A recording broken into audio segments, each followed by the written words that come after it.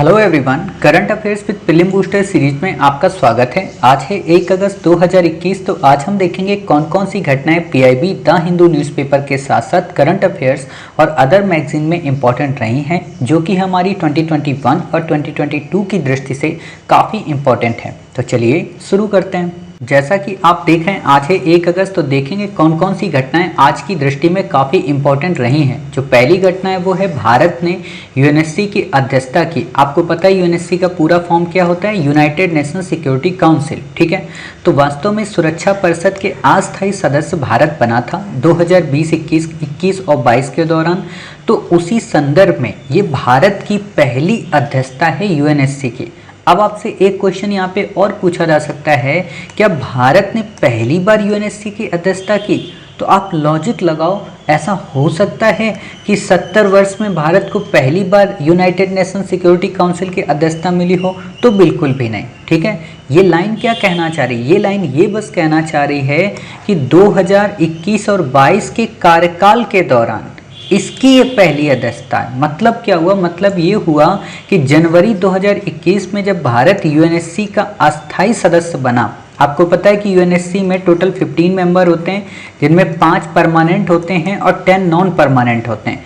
तो इस non permanent का इंडिया मेंबर बना है, जो कि 2 वर्ष तक रहेगा, ठीक है। तो 2 वर्ष तक इसका सदस्य रहेगा। तो उसी दिशा में भारत को पहली बार यूएनएससी की अध्यक्षता मिली है, यानी कि 2021 और 22 के कार्यकाल के दौरान। अब आपसे क्वेश्चन ये भी पूछा जा सकता है, क्या ये पहले बार है? तो बिल्कुल भी नहीं, 8 बार भारत को इसके संदर्भ में कार्यकाल मिल चुका है अस्थायी सदस्य के रूप में, ठीक है। तो इतनी बातें क्लियर हुई। फिर यहाँ पे इम्पोर्टेंट जो बात है वो है यूएनएससी की बैठक की अध्यक्षता करने वाले नरेंद्र मोदी जी पहले भारतीय प्रधानमंत्री होंगे। इससे पहले पीवी नरसिम्हा राव जी ने कोशिश की थी, लेकिन वो पहले प्रधानमंत्री नहीं बन पाए थे, बल्कि उन्होंने यूनाइटेड नेशन सिक्योरिटी काउंसिल में सिर्फ पार्टिसिपेट ही कर पाए थे, ठीक है। अध्यक्षता जो कर रहे हैं वो कौन कर रहे हैं? प्रधानमंत्री नरेंद्र मोदी जी।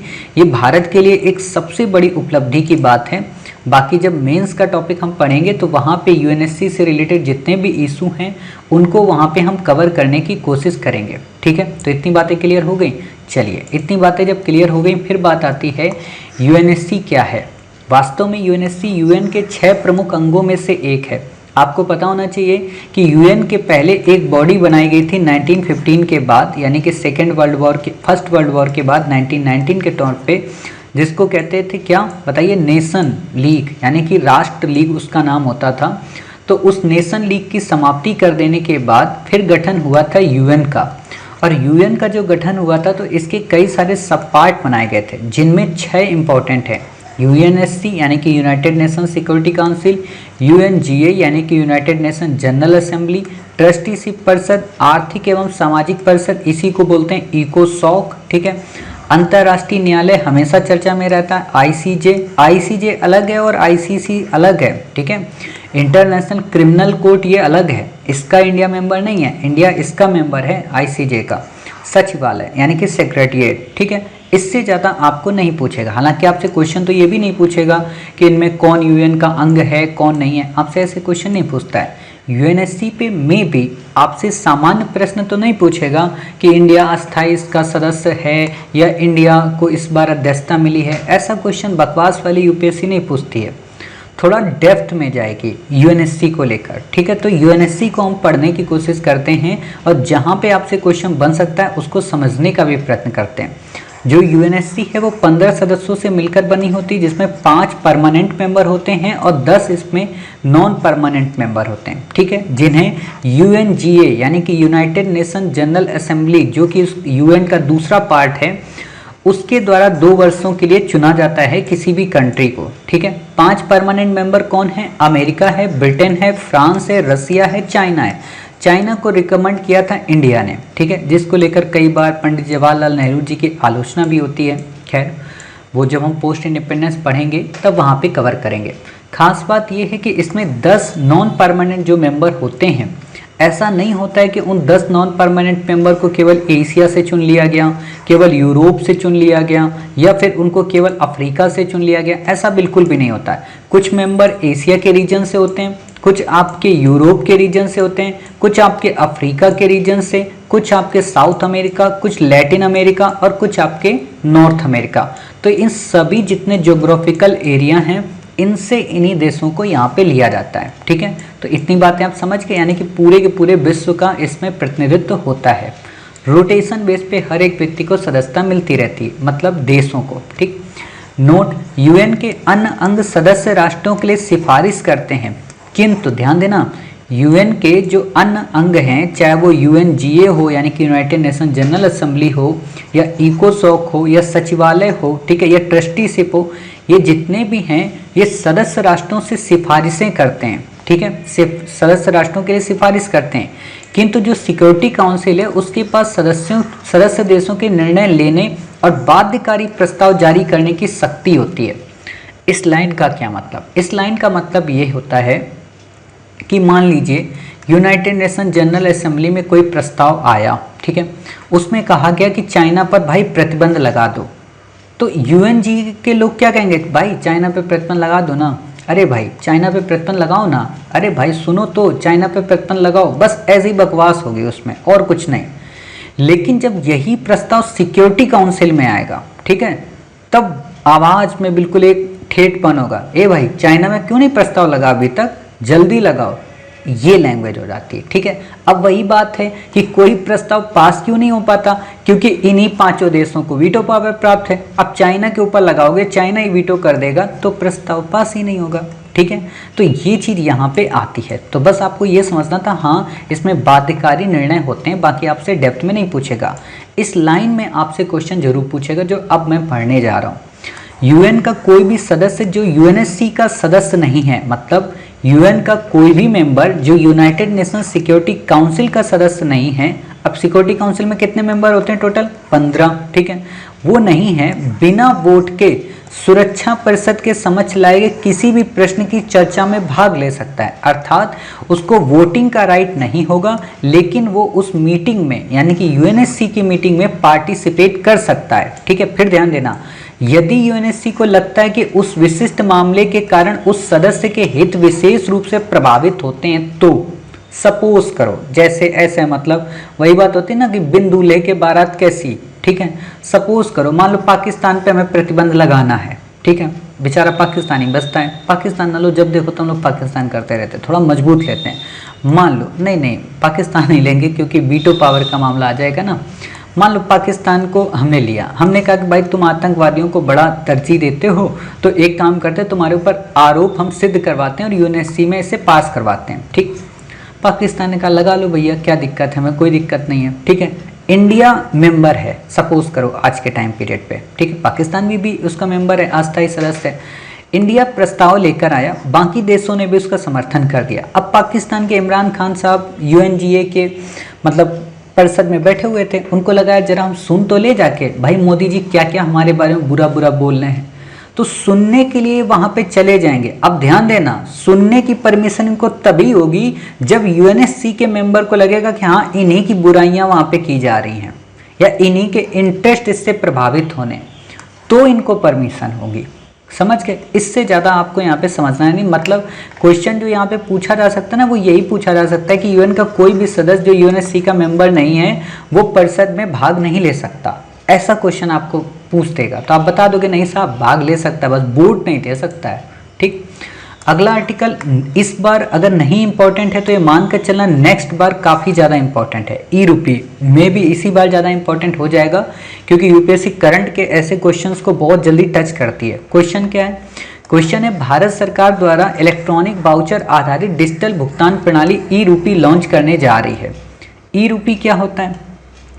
आप लोगों ने पहले फ़ोन में अपने रिचार्ज कराया होगा, अभी भी कुछ लोग रिचार्ज कराते होंगे, तो आप लोग रिचार्ज कराते वक्त एक कूपन खरीदते हो ना, उसमें काफ़ी सारे नंबर लिखे होते हैं। उसको क्या करते हो आप इरेज करते हो, उस कोड को वहाँ से लेकर आप क्या करते हो उस कोड को वहाँ पे मेंशन करते हो। ठीक है, आपने मान लीजिए कोई कोड लिया और उसको अपने फ़ोन में SMS किया, टाइप किया और भेज दिया, आपका रिचार्ज हो गया। बिल्कुल सेम टू सेम यहाँ पे भी वही प्रोसेस है। ठीक है, मतलब कैशलेस होगा, कोई पैसा मतलब ऐसा नहीं कि हाँ आपने 10 रुपये दिया और ये हुआ, ऐसा कुछ नहीं होगा। कैश का कोई प्रोविजन ही नहीं है, वो कूपन बस रहेगा। कॉन्टेक्टलेस तरीका होगा, किसी का कोई संपर्क ही नहीं होगा, ठीक है। डिजिटल रूप में मतलब है, देखो ई रूपी इसीलिए तो लिखा है ना, डिजिटल रूप से आपको कोड मिल जाएगा, समझ रहे हो। तो ये चीज़ें समझो, ये एक त्वरित प्रक्रिया कोड यानी कि क्यूआर कोड, क्विक रिएक्शन, ठीक है, कोड या एसएमएस स्ट्रिंग आधारित ई वाउचर है जो उपयोगकर्ता के मोबाइल पर भेजे जाते हैं। मान लीजिए आप अगर इसका उपयोग करते हैं तो आपके मोबाइल पर वो भेज दिया जाएगा। इसमें क्या होगा कि उपयोगकर्ता कार्ड, डिजिटल भुगतान ऐप या इंटरनेट बैंकिंग की आवश्यकता के बिना इस वाउचर को बनाने में सक्षम होंगे। इस लाइन पे फोकस करना, क्वेश्चन यहीं पे आपको घुमाएगा, आपको दे देगा कि उपयोगकर्ता कार्ड, डिजिटल भुगतान ऐप एवं इंटरनेट बैंकिंग की आवश्यकता के आधार पर इस वाउचर को बनाने में सक्षम होंगे। बिना वर्ड हटा देगा, और अगर बिना लगा दिया तो आप कंफ्यूज रहोगे, अरे भाई ई रूपी कार्ड है, ऐसा कैसे हो सकता है कि इंटरनेट का उपयोग नहीं होगा, है ना। तो दोनों बातें याद रखना कि भाई साहब इसमें बिना इंटरनेट के, आप जब रिचार्ज करते हो छोटे वाले फ़ोन में तो उसमें इंटरनेट थोड़ा ना होता है, ठीक है। तो इतनी बातें क्लियर हो गई, ऐसे ही आपको याद रखना, बाकी आपसे नहीं पूछेगा।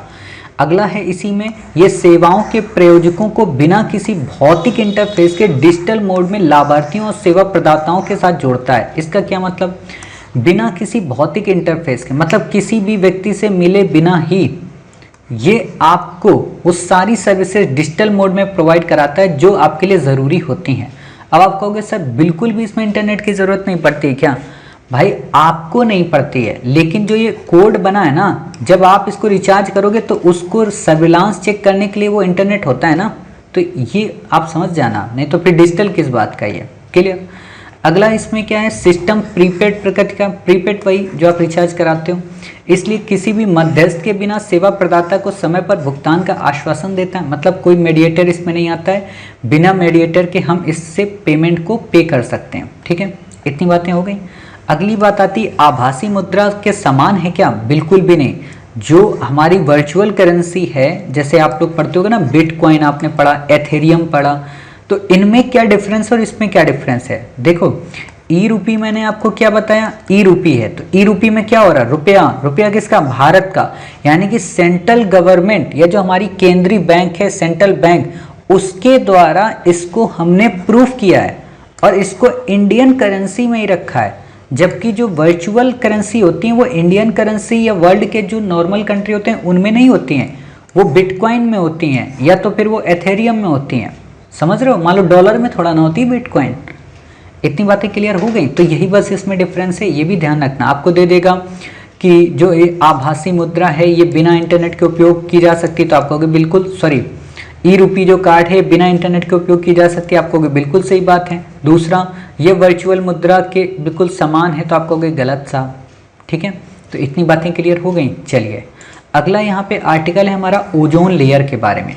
ओजोन लेयर आपको अच्छे से पता है कि ओजोन लेयर मूलतः कहाँ पाई जाती है, समताप मंडल में, बट माना यह भी जाता है कि समताप मंडल की जो निचली परत होती है और क्षोभ मंडल की जो ऊपरी परत होती है, इनके मध्य भी थोड़े से क्षेत्र में कुछ प्रतिशत मात्रा में ओजोन परत पाई जाती है, यानी कि क्षोभ मंडल और समताप मंडल दोनों में पाई जाती है। अगर आपको ऑप्शन में केवल समताप मंडल दे तो उसी को टिक करके आना, अगर आपको ऑप्शन में दे दे समताप मंडल, ठीक है, क्षोभ मंडल, और फिर आपको दे दे उपयुक्त दोनों, और फिर आपको दे दे मध्य मंडल, तो आप सी ही लगा के आएंगे, समझ रहे हो। इतनी बातें।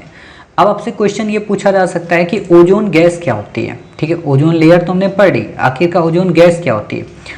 ओजोन गैस वास्तव में पृथ्वी के ऊपरी वायुमंडल व जमीनी स्तर दोनों पर पाई जाती है, अर्थात ऐसा नहीं है कि केवल और केवल ये पृथ्वी के ऊपरी वायुमंडल में ही पाई जाती, बल्कि निचले स्तर पर यानी कि भूतल में भी इसे पाया जाता है। ये लाभकारी भी होती है और हानिकारक भी होती है, मतलब इसके दोनों प्रयोग होते हैं, ठीक है। बाकी मैंने आपको बता दिया कि समताप मंडल में कहाँ पाई जाती है, कुछ मात्रा क्षोभ मंडल में पाई जाती है। अब यहाँ पे प्रश्न उठेगा आपके मन में, जो नए बच्चे हैं, कि सर समताप मंडल में करती क्या है ओजोन लेयर। वास्तव में सन की जो पराबैंगनी रेस आती हैं उनको ये ऑब्जर्व कर लेती है, और उनको ऑब्जर्व करने के बाद बाकी जो 6 रेज हैं उनको भेज देती है। क्यों? क्योंकि जो पराबैंगनी रेस हैं या कहें अल्ट्रावायलेट जो रेस हैं वो हमारी बॉडी के लिए काफ़ी हार्मफुल होती हैं, नुकसानदेह होती हैं, क्लियर। अगला है यहाँ पे NOx। NOx क्या है? नाइट्रोजन ऑक्साइड का उत्सर्जन। इसका क्या मतलब होता है NOx का? देखिए NOx का मतलब होता है कार का धुआं ये यहाँ से उत्सर्जित होता है, कोयला बिजली संयंत्रों से, कारखानों आदि से ये निकलता है। इंपॉर्टेंट यही है, आपसे कई बार क्वेश्चन यूपीएससी ने पूछा है कि नाइट्रोजन ऑक्साइड का उत्सर्जन निम्न में से किन किन से होता है, तो आप बता देंगे कार के धुएं से, कोयला बिजली संयंत्र से, कारखानों से। ठीक, इससे ज़्यादा आपसे क्वेश्चन नहीं पूछेगा। अगला आर्टिकल आता है अश्वगंधा। आप हमेशा सुनते होगे ना, अश्वगंधा, तुलसी, फलाना, दालचीनी, इनको मिक्स करके हमने बनाया च्यवनप्राश। ठीक है, तो क्या हो गया, एक तरीके की औषधि है। क्या काम करता होगा अश्वगंधा? इम्यूनिटी बढ़ाने में पावरफुल होता है, सहायक होता है। देखा होगा आपने अश्वगंधा नाम से काफ़ी सारे मतलब कैप्सूल वगैरह आते हैं ना, जिनमें अश्वगंधा वगैरह पड़ा होता है। जैसे आप रिवाइटल देखेंगे, जैसे शिलाजीत देखेंगे, और भी बहुत सारे डाबर के जैसे अभी हाल ही में लॉन्च हुए थे काफ़ी सारे। ठीक है, ये सब क्या होते हैं? पावर बूस्टर होते हैं, इम्यूनिटी बढ़ाते हैं बॉडी की। हालांकि ये चीज़ें नहीं खानी चाहिए, मेरा जहाँ तक मानना है। आप शुद्ध देसी च्यवनप्राश लिया, उसको खाओ, उसमें जो मिला हुआ वो ज़्यादा अच्छा है अपेक्षाकृत कैप्सूल के। ठीक है, फिर बात आती है गिलगिट बाल्टिस्तान। कई बार मैंने आपको पढ़ाया है कि भारत का पार्ट है, लद्दाख के उत्तर पश्चिम में स्थित है। पाकिस्तान, अफगानिस्तान, भारत, चाइना के साथ बॉर्डर मेंशन करता है। अब आपको मैं एक इंटरेस्टिंग बात बताता हूँ। क्या? गिलगिट बाल्टिस्तान हमारा है, सबको पता है। ठीक है, जहाँ से मैं सोर्स लिया वहाँ पे गिलगिट बाल्टिस्तान को भारत का हिस्सा दिखाया ही नहीं गया है। वहाँ पे पाकिस्तान के प्रांतों का जब नाम लिया गया तो वहाँ पे गिलगिट बाल्टिस्तान को भी शामिल कर लिया गया और बोला गया कि पाकिस्तान के 5 प्रांत हैं। अब बताओ, हम ऊपर तो कह रहे हैं कि हमारा है, नीचे हम कह रहे हैं कि नहीं पाकिस्तान में 5 प्रांत हैं, तो हम तो इनडायरेक्टली वे से पाकिस्तान को ही प्रूफ कर देते हैं ना। यही होता है जब हम कोई नोट्स वो करते हैं। जब मैं खुद नोट डाउन करता हूँ तो मैं कई बार सोचता हूँ कि मैं क्या नोट कर रहा हूँ। इसलिए आपने देखा होगा मैंने यहाँ पे क्या बताया, पाकिस्तान में 4 प्रांत हैं। इंटरव्यू में आपसे क्वेश्चन ये पूछा जा सकता है। क्यों? क्योंकि 2014 में इंटरव्यू एक सज्जन ने दिया था, उनसे यही पूछा था कि पाकिस्तान में बताइए कौन कौन से प्रांत हैं। उन चारों प्रांतों का नाम बताइए। उसने 4 बोले थे इंटरव्यू में पैनल ने, लेकिन उसने तुरंत बोला सर 5 हैं। तो उसने पूछा क्यों, आपको नहीं लगता गिलगिट बाल्टिस्तान हमारा है? यही वहाँ पे बात हुई थी, तो उसके नंबर कट गए थे। ठीक है, तो याद रखना 4 प्रांत हैं पाकिस्तान में, बलूचिस्तान, खैबर पख्तून, पंजाब और सिंध। जैसा पंजाब हमारे यहाँ बिल्कुल वैसा पंजाब उनके यहाँ भी है, इसीलिए करतारपुर जो कॉरिडोर साहब है ना, वो बिल्कुल इसी रीजन में है। इतनी बातें क्लियर हो गई। बाकी आपसे यहाँ पे क्वेश्चन कुछ भी नहीं पूछेगा। एक बार हम आपको गिलगिट बाल्टिस्तान फिर भी दिखा देते हैं, क्योंकि आप में से अधिकांश बच्चों को ये लग रहा होगा कि सर एक बार दिखा देते तो मज़ा आ जाता। क्योंकि अब देखो ये है, अब इस पे कौन केस करे जाके। ये क्या लिख रहा है? ठीक है, northern area administered by Pakistan. हमारे एरिया पे मतलब हद होती कई बार।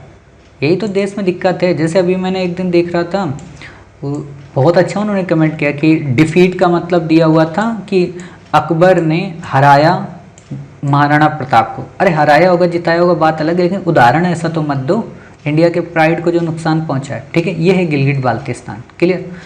बाकी आपसे क्वेश्चन नहीं पूछेगा। अभी चुनाव हुए थे पाकिस्तान में, तो इसीलिए टेरिटरी काफ़ी ज़्यादा चर्चा में आ गई थी। ठीक है, तो इतनी बातें आपको याद रखना है। बाकी आपसे क्वेश्चन नहीं पूछेगा। लद्दाख के उत्तर पश्चिम में, ये आपने देख लिया।